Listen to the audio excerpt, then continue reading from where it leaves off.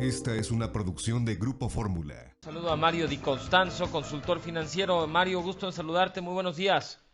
Al contrario, muy buenos días a ti, Juan Francisco, y un saludo a ti y a todo tu auditorio. Ayer, como tú bien sabes, la Comisión de Hacienda de la Cámara de Diputados inició la discusión de la iniciativa de ley de ingresos de la Federación y la miscelánea 2021 que envió la Secretaría de Hacienda. ¿Qué te parece lo que has leído? ¿Qué te llama la atención? ¿Hay o no hay letras chiquitas, Mario? Pues mira, sí me llaman la atención tres cosas. Creo que hasta el momento se han corregido en lo que va de la discusión. Habrá que ver cómo termina. Hay que recordar que falta la votación de la ley de ingresos ya en su conjunto, pero mira, me parece haber acertado el que hubieran retirado derecho adicional, digamos, a la gasolina, IEPS complementario, puesto que iba a evitar que la gasolina pudiera bajar de precio a lo largo del año. Hay que recordar que durante el presente año, pues se ha registrado por temas del mismo COVID, disminuciones en el precio de la gasolina que han sido aprovechados y beneficiado a los consumidores.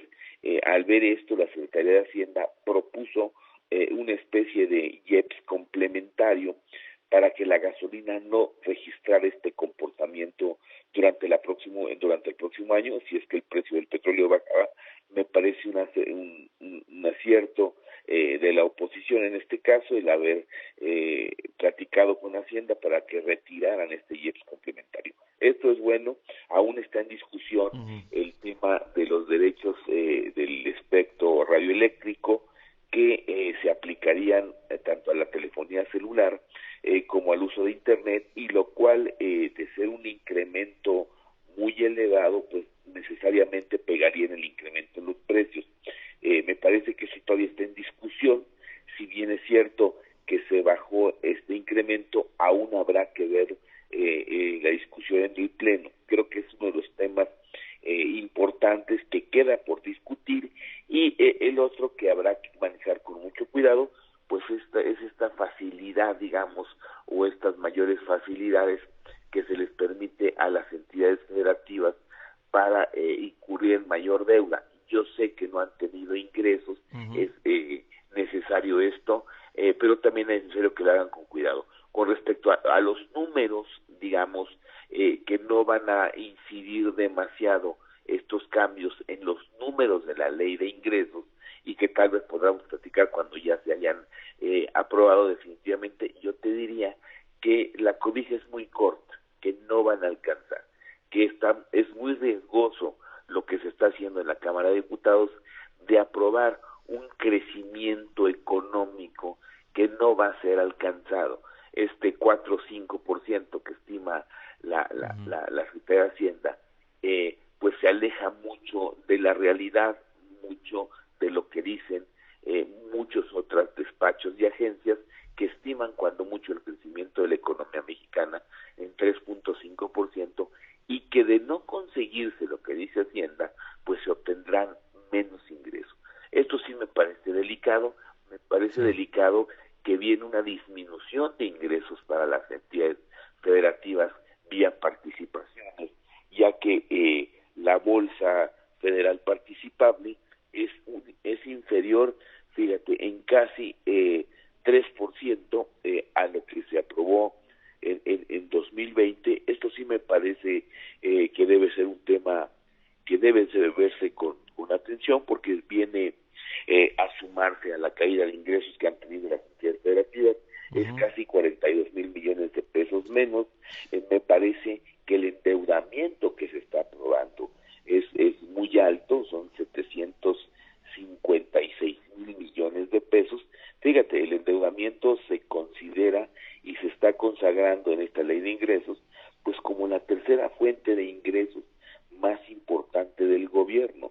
Esto llama la atención, puesto que pues no es, digamos, lo idóneo endeudarse, o el gobierno ha dicho más bien que no se está endeudando, cuando en la ley de ingresos pues es la tercera fuente de ingresos, digamos, en la ley de ingresos, pues el tercer ingreso más importante es el endeudamiento. Destaco esto que señalas, Mario, de los estados, sobre todo porque hay gran preocupación por los mandatarios sobre la pandemia, la crisis que continúa, la crisis tanto económica como sanitaria, y lo que han pedido recientemente son incluso más recursos de lo normal para afrontar este tema, y ahora nos dices que van a recibir menos. Van a recibir menos recursos vía participaciones. De hecho, la recaudación federal participable disminuye con respecto a la del año, a la aprobada en 2020, disminuye en cerca de 42,000 millones de pesos. Eso es algo que no debería de ser y que viene ocurriendo desde hace más de 2 años. Yo te diría que los estados han perdido participaciones poco más de 200,000 millones de pesos, porque además esto está sujeto a que se alcancen estas metas recaudatorias. Y por eso es que la Cámara de Diputados ha tenido que flexibilizar esta ley de disciplina fiscal de los estados, en donde ha tenido que permitir este endeudamiento. Ahora, corremos el riesgo de que estamos orillando a nuestras entidades federativas a que recurran al endeudamiento como única vía para obtener ingresos, cuando yo creo que lo que debería de haberse hecho desde este año es poner algún mecanismo urgente para restituir este pacto fiscal, para restituir los ingresos que están perdiendo las entidades federativas, y que pues también esto nos obliga a, como lo han dicho muchos gobernadores, a replantear este pacto fiscal.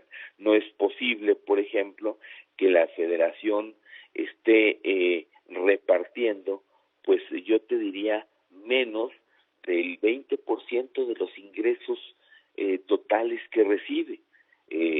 Me parece que esto tiene que ser revisado y es un proceso largo, pero por lo pronto hubiesen puesto algunas medidas urgentes para evitar el endeudamiento de las entidades. Por lo demás, sí, los números reflejan que la economía mexicana no va a crecer en lo que dice Hacienda.